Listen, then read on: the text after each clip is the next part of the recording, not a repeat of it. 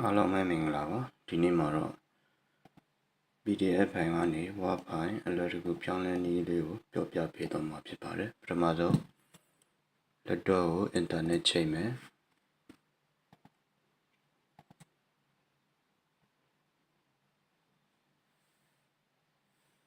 internet ချိတ်ပြီးရင်ကျွန်တော်တို့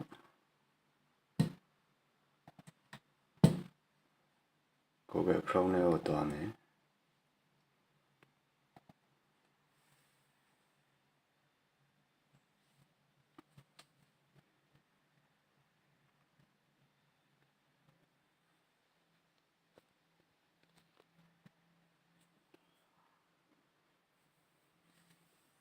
Google Chrome ထဲမှာ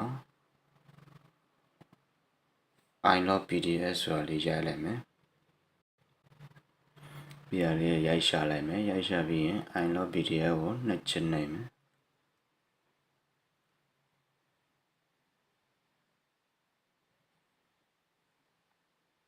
ကြာလာတဲ့တဲကနေကျွန်တော်တို့ဒီမှာ Word to PDF ရှိတယ် PowerPoint to PDF ရှိတယ် PDF to Word အခုပြုလုပ်ချင်တာ PDF to Word ပြောင်းချင်တာဖြစ်တဲ့အတွက် PDF to Word ကိုရွေးလိုက်မယ်ရွေးလို့ရှိရင် select PDF ဖိုင်ကျွန်တော်တို့ကွန်ပျူတာမှာရှိနေတဲ့ PDF ဖိုင်ကိုရွေးမယ်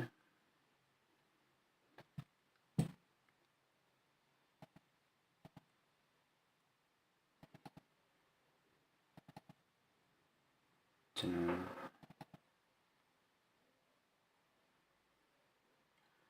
ရွေးလို့ရှိရင်ဒီဘက်မှာ convert to Word ဆိုတဲ့အားလေးကိုနှိပ်မယ်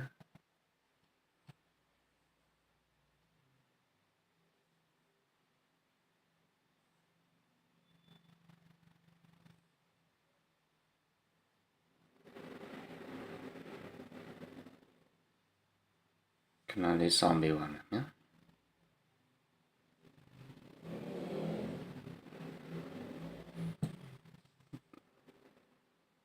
ကျွန်တော်တို့ download Word ကြာလာလို့ရှိရင်ဒီဟာလေးကို download ဆွဲလိုက်ပါမယ်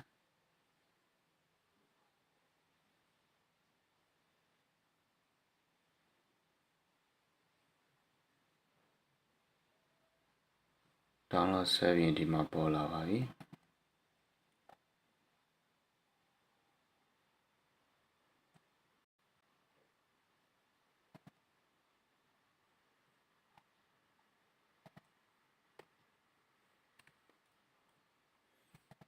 ဒါတော့